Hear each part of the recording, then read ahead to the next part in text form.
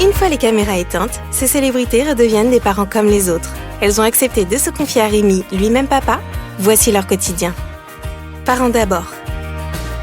Bonjour à tous, nouvel épisode de ce podcast que vous êtes de plus en plus nombreux à écouter. Un grand merci à vous et j'ai la chance d'avoir aujourd'hui à mes côtés un animateur que les Français connaissent bien. Il est passé par à peu près toutes les chaînes depuis 2016, je le vois sourire, il est sur C8 où vous pouvez le retrouver dans Touche pas à mon poste. Il s'agit bien évidemment de Benjamin Castaldi. Benjamin, bonjour. Bonjour. Alors un grand merci vraiment d'avoir accepté mon invitation. Vous allez, c'est le principe de ce podcast, nous plonger dans votre quotidien de papa. Vous avez 3 enfants. Pour commencer, est-ce que vous pouvez nous les présenter? Quel âge ont-ils et comment s'appellent-ils? Alors, le plus jeune, c'est Enzo. Le petit dernier, il vient d'avoir 16 ans. Il vient d'avoir 16 ans. Le deuxième, le cadet, c'est Simon, qui va bientôt avoir 20 ans. Il aura 20 ans le 20 avril.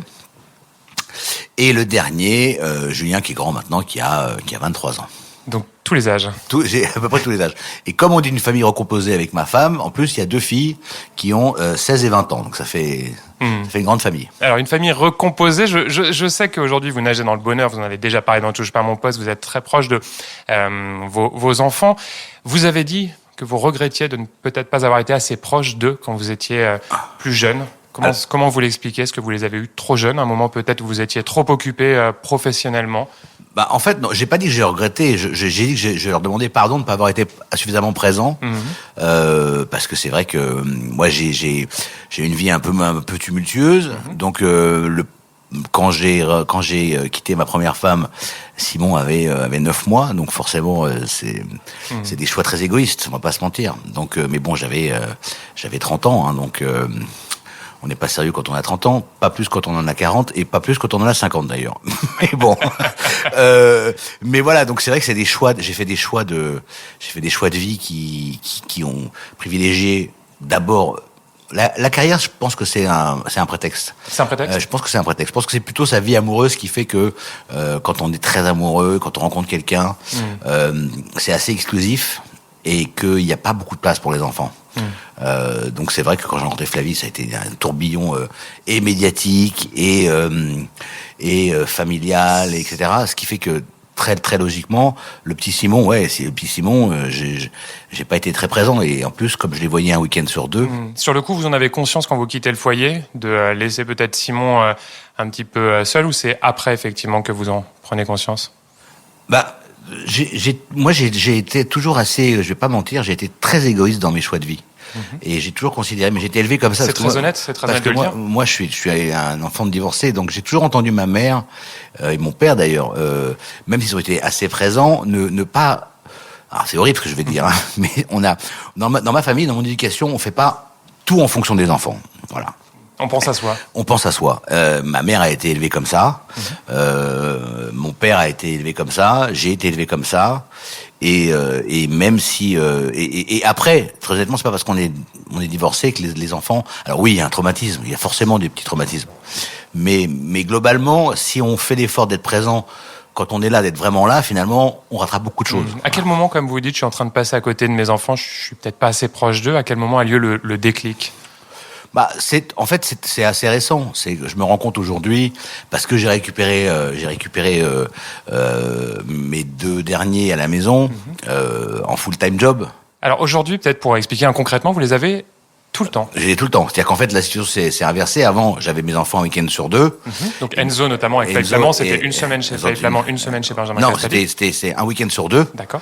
Et maintenant, j'ai Enzo tout le temps. Donc, il va chez sa mère un week-end sur 2. Donc là, on est passé à l'opposé. Et ça, c'est une discussion que vous avez eue avec Flavie Flamand. Vous l'avez décidé, puisqu'il grandissait Enzo, d'inverser. Alors, c'est un choix, je vais vous faire une confidence, c'est un choix de mon fils.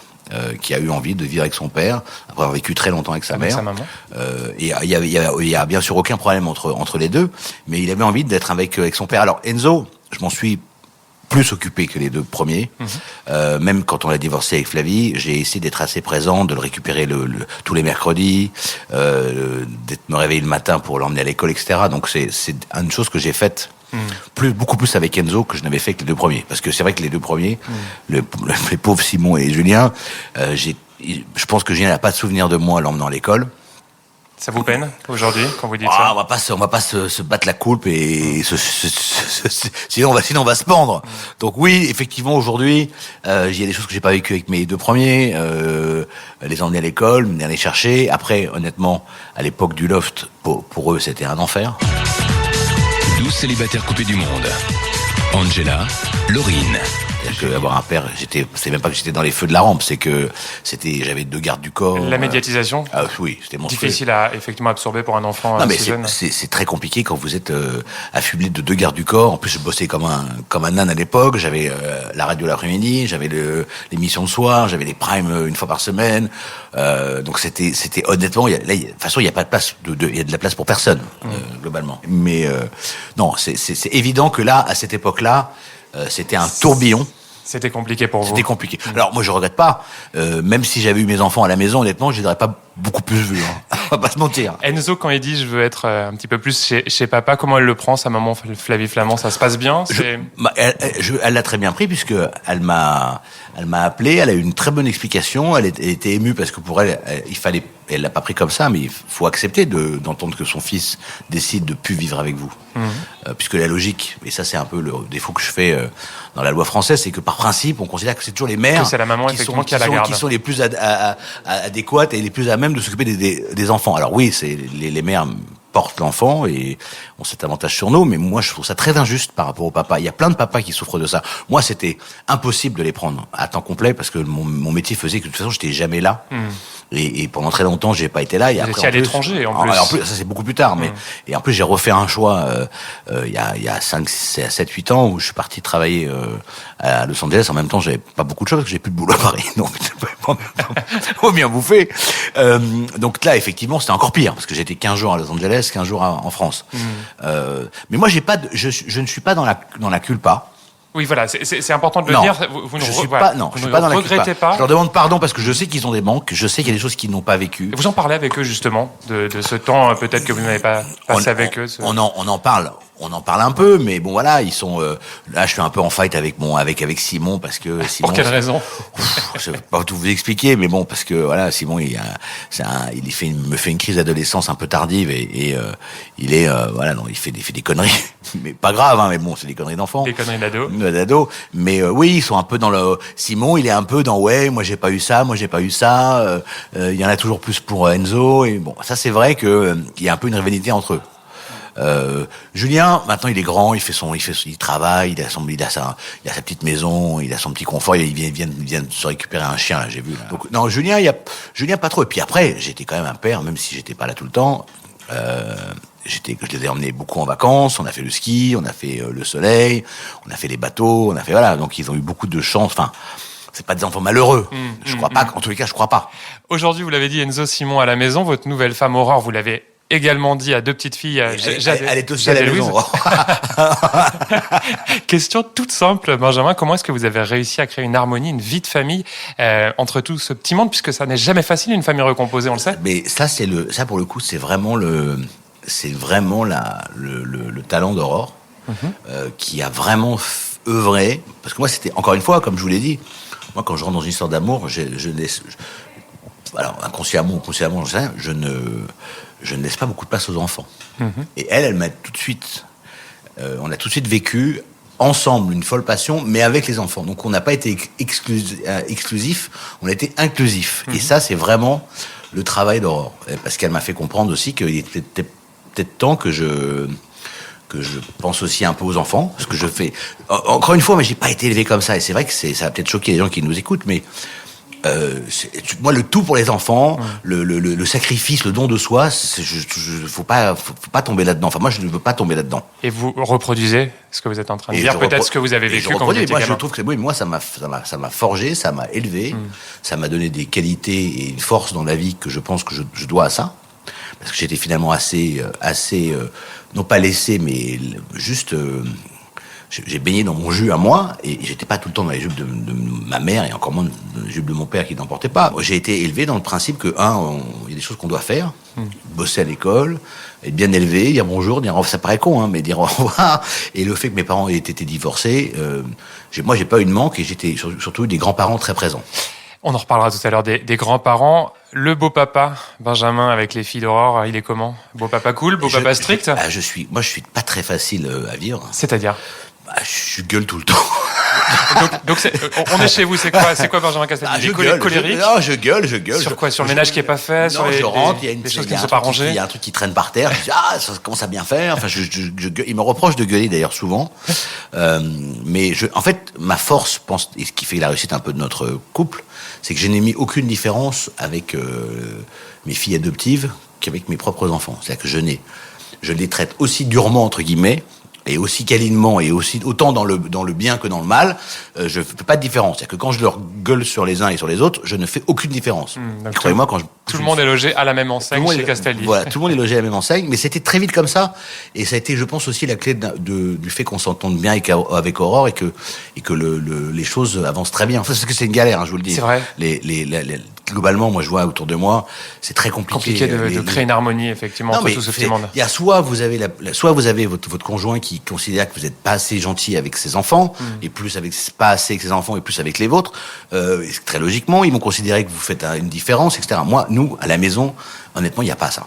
On a vu récemment sur Instagram une photo de famille, justement prise à l'occasion des 16 ans d'Enzo, de son anniversaire. On voit sur ce cliché Fly Flamand votre ex-femme qui est juste à côté de votre femme Aurore. Alors, question très directe, pardon Benjamin.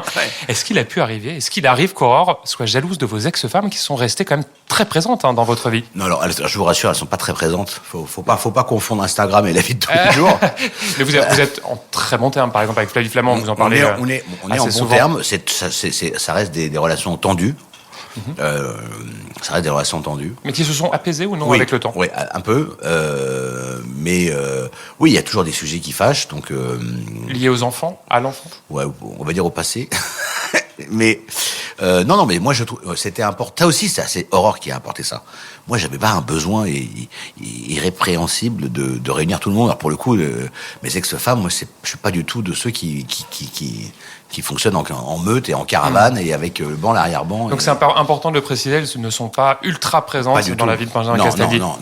Non. Là, j'ai une relation plus proche avec ma première femme, Valérie, parce que d'abord c'est mon premier amour et qu'on s'est rencontrés quand on avait 14 ans et qu'on a quand même vécu 15 ans ensemble. Quand on s'est séparés, j'avais 30 ans. Donc qu'avec Flavie Flamand. Et avec Flavie, finalement, on est resté mariés 5 ans et ça a été assez rapide. Pour le coup, même quand c'était tendu, on a toujours été d'une seule et même voix concernant l'éducation d'Enzo, et il était globalement très protégé. Allez Benjamin, ça fait déjà quelques minutes qu'on discute ensemble, qu'on plonge dans votre quotidien. Je vais vous proposer une respiration avec un petit quiz. Ceux qui nous écoutent régulièrement savent que c'est la tradition dans ce podcast. Ça s'appelle le Daddy Quiz. Alors c'est très simple, je vous explique. Je vais vous poser quelques questions, Benjamin. Pas de joker, évidemment. Est-ce que vous êtes prêt, Benjamin? Prêt. Est-ce que vous surveillez vos enfants sur les réseaux sociaux? Ah oui, très important. Alors d'autant plus avec mes filles adoptives, parce que je suis très très angoissé par tous les tordus qui traînent sur les réseaux sociaux. Et que les films aujourd'hui maintenant, c'est vas-y que je te fais la pause, et que je te machin, et que je mets la jupe courte et tout. Oui, je suis très vigilant à ça. Ouais.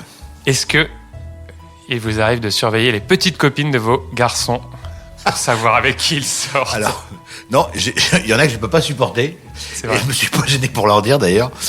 J'ai même une fois appelé, je dirais pas qui, mais j'ai appelé les parents pour leur dire que leur fille était proprement insupportable. Voilà. Donc pareil, je n'ai pas de filtre, donc je me gêne pas pour dire quand ça va pas. Est-ce que vous avez déjà donné une gifle à l'un de vos enfants? Alors gifle au sens cinématographique, non. C'est-à-dire que la grosse baffe qui part de loin, non. Je les ai un peu bousculés, mais pas de ouf, ouais. Un peu. J'ai bousculé un peu Simon et un peu Julien. Ouais. Si l'un de vos garçons devient chroniqueur dans l'émission Quotidien, émission concurrente, on le rappelle, de Touche pas à mon poste, qu'est-ce que vous lui dites? J'ai bon courage pour supporter l'autre fou. Est-ce que vous enverriez votre petit dernier Enzo une semaine entière en vacances chez Cyril Hanouna? Ah oui, sans problème. Alors, comme il a à peu près le même âge mental que mes enfants, Cyril, comment vous dire qu'il n'y a aucun problème. Ça tombe sur. Je pense qu'il se marrait plus chez Cyril que chez moi d'ailleurs. Dernière question de ce Daddy Quiz, est-ce que vous regrettez de ne pas avoir eu de fille? Ah, ça y est, il faut jamais dire Fontaine, ça peut encore arriver. Hein. Mais non, oui, je regrette, bien sûr, je regrette. Je vais pas vous mentir. Quand on fait 3 enfants et qu'ils étaient 3 garçons, on préférait avoir 3 filles. Avoir une fille, je veux dire. Et je rebondis sur ce que vous venez de dire. Est-ce qu'il vous arrive de discuter avec Aurore d'un enfant, d'avoir un enfant, votre enfant cette fois-ci, à tous les deux? On discute pas, mais voilà, ça pourrait arriver. Voilà. Ça pourrait arriver. C'est quelque chose dont vous avez envie, je vous vois sourire. Non, mais j'étais pas forcément le plus chaud, mais finalement, je me dis que ce serait peut-être pas mal. Donc c'est un projet que vous avez. Un projet, c'est un projet dans un couple. Et c'est la suite logique, quand on est marié, de faire des enfants. Bon, après, est-ce que j'ai suffisamment de spermatozoïdes à mon âge? Je ne sais pas. Au cours de ces 20 dernières années, Benjamin, vous avez connu des hauts et des bas sur le plan financier. Ouais. Vous avez gagné beaucoup d'argent, vous en avez aussi beaucoup perdu. Vous avez même été, vous l'avez déjà raconté, victime d'une escroquerie. Comment, dans ce cas, vous avez réussi à protéger vos enfants, à faire en sorte qu'ils ne soient pas impactés? Ça, c'est très important sur le plan financier. Ils ont été impactés. C'est-à-dire ils ont très mal vécu cette période parce que même si les gens ont du mal à le croire, ça a été quand même une descente aux enfers absolument abyssale. Concrètement, vous n'avez plus d'argent? Mais concrètement, c'est vous allez au distributeur tirer 20 balles et ça ne sort pas. Voilà. C'est-à-dire que vous en êtes au point où vous avez emprunté à peu près à tout l'entourage possible imaginable autour de vous et vous pouvez pas faire le plein de fuel de la maison parce que vous pouvez pas tirer de chèque, vous êtes interdit bancaire, vous n'avez plus de carte bleue. Vous pouvez acheter des cadeaux à vos enfants? Non, parce que on peut pas forcément acheter, parce qu'à Noël, au moment où on paye avec la carte, elle est refusée, on repose des cadeaux, bah, ça fait bizarre. Ça vous est arrivé? Ça m'est arrivé une fois, ouais. Dans un magasin? Ah ouais, dans un magasin, ouais. Et ça, pour le coup, et après, quand vos enfants partent d'une maison qui était censée être leur maison d'enfance et que la maison est saisie, qu'elle va être vendue et qu'ils savent qu'ils la reverront plus jamais, je peux vous dire que ça... On est en quelle année? On est en 2015, un truc comme ça. Ça, la maison, pour eux, ça a été un choc, un traumatisme? Ça a été un choc épouvantable, comme de me voir errer comme un zombie en pyjama chez moi, parce que le téléphone sonne plus, vous n'avez plus de boulot, et plus un rond, et que vous avez des huissiers qui sont là tous les jours. Et c'est très compliqué. Vous leur dites quoi à ce moment-là? Ça va aller mieux? Papa va retrouver une chaîne? Non, parce qu'on a pallié ça. En fait, moi, j'ai toujours été d'un naturel très battant, donc... il y a cette période-là de latence, ça a duré peut-être 3-4 mois où c'était vraiment la galère, mais c'est comme ce qu'on voit dans les. On peut pas penser que ça m'est arrivé, mais ça m'est arrivé. Et comme moi je refuse de toute façon c'était ça où je me pendais, hein, je l'ai dit déjà. Après il faut encaisser, hein. Vous êtes parce que quand vous dévissez à une vitesse phénoménale. C'est-à-dire que on pense toujours que ça n'arrive que aux gens qui gagnent le SMIC, mais quand ça dévisse, c'est pareil pour tout le monde. Hein.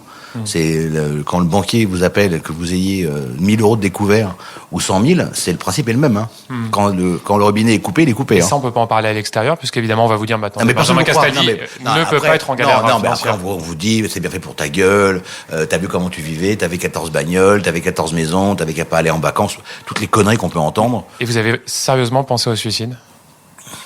Non, parce que je suis pas d'un naturel suicidaire, mais quand je dis non, mais c'était ça où je me pense, c'est qu'effectivement, il fallait que je réagisse, et j'ai eu la chance d'avoir de me bouger les fesses et de partir tenter de l'aventure. C'est ça qui m'a pas rendu riche, mais qui m'a permis juste de vous évader. Déjà d'échapper au marasme de la vie française, parce que quand vous avez tous les jours 5 huissiers qui sonnent et que vous retenez le frigo d'une main et la télé de l'autre, c'est assez fatigant, et surtout ça vous empêche quand même de faire votre métier. Le problème c'est ça, c'est que et ça, c'est un aspect très important. Quand vous êtes dans la merde et que vous êtes votre métier, c'est l'image, et vous devez offrir aux gens l'inverse de leur quotidien merdique. Pour ceux dont le quotidien est merdique, bien évidemment, faire rêver les gens. On doit faire rêver les gens. Il faut une sacrée paire de coucougnettes pour. Et moi, c'est ma chance. C'est ça mon instinct de survie. Toujours concernant l'argent en toute franchise, Benjamin, est-ce que vos divorces vous ont coûté cher en pension alimentaire? Une fortune. Ça m'a coûté une fortune. Chaque divorce, les 2 divorces. Même le dernier, où en plus, ayant connaissant la situation, à la limite, c'est même encore pire, je trouve. Mais non, oui, ça coûte une fortune. Moi, j'ai pas été épargné. Mais de toute façon, dans les tribunaux, déjà vous êtes le père, donc vous êtes fautif, donc vous êtes... moi en plus j'étais celui qui était bling bling, celui qui avait dépensé à tort et à travers. Qui était parti du en foyer. plus, donc là on vous rate pas. Hein. Donc vous avez eu des grosses pensions à payer après les deux divorces. Énorme. J'ai fait le calcul, hein, ça m'a coûté une fortune. Hein. En 20 ans, on est sur plusieurs millions d'euros. Ouais. Alors ça, plus une escroquerie, plus une baisse de régime, ça vous laisse deviner l'ampleur de mes dettes. Ça fait beaucoup. Aujourd'hui, ça va mieux financièrement ? Bah, pour l'instant non, parce que je suis en procès et que ça n'est pas réglé. Donc c'est très compliqué là je commence un peu à... J'ai pris en main, j'avais des retards d'impôts, donc ça les impôts... à moins de s'appeler Florent Pagny, c'est compliqué d'y échapper. donc vous payez vos impôts en France. Donc je paye mes impôts en France et que voilà, donc j'ai trouvé un plan d'appurement, mais on peut pas apurer tout en même temps. Donc c'est parce que j'ai connu ça aussi. Parce qu'il y a le moment où ça bascule, quand vous êtes saisi, quand tout votre salaire est saisi, qu'on vous laisse 147 euros par mois et que vous avez déjà 30 000 euros de prélèvement d'impôts tous les mois. Donc c'est très compliqué. Ça, c'est encore des systèmes aberrants français. Même si on va vous expliquer que c'est de votre faute, qu'il fallait anticiper mon cul sur la commode, t'as qu'à y croire. Quand ça vous arrive, c'est très compliqué parce qu'ils vous laissent vraiment, quand vous gagnez beaucoup d'argent, la part saisissable c'est 100%. C'est une aberration. Et comme moi j'avais pas d'enfant plus à charge, ils te laissent même pas de quoi payer ta pension alimentaire. Non, mais c'est ouf. Quand vous réfléchissez à ça, mais franchement, vous imaginez, donc vous êtes déjà dans le trou. Donc les pensions, vous les payez plus parce que forcément on vous saisit votre salaire. Les impôts, vous les payez plus parce qu'on vous saisit votre salaire. Et après, on vous reproche d'avoir pas payé vos pensions alimentaires. Et certaines de vos ex vous traînent au tribunal pour abandon de famille. Laquelle ? Je vais pas vous le dire, mais il y a quand même de quoi avoir envie de foutre des coups de poing dans la gueule des gens. Hein. Une de vos spécificités, vous en avez parlé tout à l'heure, votre célébrité, votre notoriété. Comment est-ce que vos enfants ont réussi à l'apprivoiser ? Vous nous avez expliqué que c'était très très compliqué au moment du loft. C'était compliqué parce que j'étais très protégé. Non, moi j'ai eu une chance énorme, j'ai une fierté. Je n'ai jamais changé en 25 ans. Les gens qui me connaissent, les gens qui m'ont connu il y a 25 ans, je suis exactement le même. Donc moi je ne suis ni la grosse tête. Je suis pas insupportable. J'ai pas un mec qui me fait mon lacet à gauche et un deuxième qui fait mon lacet à droite. Et je vais assez normalement, globalement. Surtout que j'ai des boots en ce moment. Magnifiques boots. Vous avez vous-même grandi dans une famille à l'histoire incroyable. Vous êtes un enfant de la balle, on le rappelle pour ceux qui l'ignorent, fils de Jean-Pierre Castaldi, de Catherine Allégret. Vos grands-parents étaient Simone Signoret, Yves Montand, rien que ça. Comment est-ce que vous avez réussi à vous construire dans l'ombre de ces immenses, et je pèse mes mots, figures ? Moi j'ai une chance, c'est que c'était déjà pas mes parents, mais mes grands-parents. Vos grands-parents. Et moi j'avais des parents comédiens, et contrairement à les gens pensent comédien, c'est avant tout une passion et certainement pas un métier où on gagne beaucoup d'oseille. Si, sur 100 comédiens, vous en avez 3 qui sont stars, qui gagnent très bien leur vie, vous en avez 5 qui gagnent correctement leur vie, et le reste qui survivent. Il faut quand même le savoir. Non, mais, parce que la précarité chez les comédiens, effectivement, c'est pas quelque chose qui est connu du grand public. Je l'ai dit sur TPMP, je le redis. Mon père, s'il a pas une complémentaire et s'il a pas la chance de mettre un peu d'argent de côté, il touche 840 € par mois de retraite. À 75 ans, il continue à se faire chier sur les planches 4 fois par semaine parce qu'il peut pas s'arrêter de bosser. Donc c'est une réalité économique vraiment forte. Donc vos grands-parents, cette figure imposante. Eux, ils étaient stars. Donc star, c'est autre chose. Star, on est dans le domaine de l'inaccessible, aussi bien financièrement que dans la vie de tous les jours. Quand mes grands-parents font un film, ils touchaient à l'époque 3-4 millions de francs. Et comment on se construit Donc c'est comme si vous veniez 3-4 millions d'euros aujourd'hui. C'est énorme. Mais comment on se construit dans l'ombre de ces figures ? Parce que c'est compliqué de se sentir à la hauteur qu'on a un tel. Non, mais moi j'ai beaucoup. Je vous dis, j'ai dû naître dans un chaudron. Je suis extrêmement costaud et j'avais vraiment farouchement envie de réussir, mais surtout pas en faisant le métier de comédien. Vos fils aujourd'hui vous regardent dans Touche pas mon poste. Ils en pensent quoi ? Je vais être très honnête, ils ne me regardent pas moi, ils regardent Cyril Hanouna. D'accord. Parce qu'ils étaient fans de Cyril avant que vous ne rejoigniez l'aventure. Ça m'énervait un peu d'ailleurs. Et qu'est-ce qu'ils en pensent de vos prestations ? Est-ce qu'il y a des moments quand même où ils peuvent vous dire papa t'abuses, t'en fais trop, tu me fous la honte avec je sais pas tel ou tel déguisement. Comment ça se passe à la maison quand ils débriefent l'émission ? Quand je me fous à poil comme il y a encore 3 jours à l'antenne, je me fais insulter, pas par mes enfants, par ma femme aussi. C'est vrai. Mais je m'en fous tellement en fait, j'ai pas d'ego sur ça. Mais quand vous dites je me fais insulter, c'est sérieux ou non ? Ah non, je me fais engueuler. Vraiment engueuler ? Ah, je me fais engueuler. Mais vous disent quoi ? C'est papa, tu devrais pas. Non mais comment tu fais, franchement, c'est nul. Tu devrais avoir plus de filtres. Tu devrais avoir plus de filtres, tu te rends pas compte. Les gens, ce qu'ils disent de toi. Après, et comme j'en ai rien à foutre de ce qu'on dit de moi. Ça, c'est drôle, vraiment zéro filtre aujourd'hui. Non. Ouais. Bah, si vous avez du filtre, faut faire une autre émission qui touche pas à mon poste.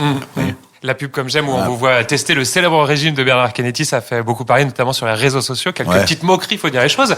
Est-ce que vos enfants se sont aussi payés votre tête? Comment ça s'est passé à la maison? Pas du tout. Pas du tout. Non, mais en fait, contrairement à ce qu'on, moi, j'ai pas fait la pub comme j'aime parce que je voulais un énorme chèque. J'ai fait la pub comme j'aime. Je veux dire pourquoi? Parce que un jour, j'étais devant ma télé et je voyais pour la 8 millionième fois la pub passer et j'ai décroché mon téléphone et j'ai commandé comme j'aime. Et ma femme m'a dit, mais en tant que client. Ouais, mais ma femme m'a dit, mais t'es complètement débile, toi. Tu devais être le seul connard connu qui va commander via le standard. Elle a dit, je vais appeler comme j'aime et je vais leur mettre que tu fasses la pub pour eux. D'accord. Donc ça vient de votre famille. Voilà. Vous avez touché un gros chèque. Est-ce que vous pouvez nous dire de quel ordre il était, ce chèque? Non, je ne parle plus d'argent depuis 10 ans. On est en France, c'est pour ça? C'est compliqué par rapport à d'autres pays, peut-être, de dire des grosses sommes. Ça peut choquer les gens. Moi, j'ai eu le tort de penser, j'ai eu le tort de penser que c'était bien de dire qu'on avait réussi, et faut surtout pas le faire. Des jalousies? C'est de la connerie surtout. Allez, pour conclure ce podcast, on le conclura sur une note non pas financière, mais sur un petit message. C'est le traditionnel mot de la fin. Y a-t-il quelque chose que vous aimeriez dire à Julien, Simon et Enzo, un message à leur faire passer s'ils nous écoutent, s'ils écoutent ce podcast? Je vais leur dire qu'ils écoutent. Non, mais mes fils, ne changez pas trop. Restez comme vous êtes et arrêtez de penser que star est un métier ou que milliardaire est un métier. C'est une conséquence et c'est pas une cause. Merci beaucoup, Benjamin. Voilà. Parents d'abord.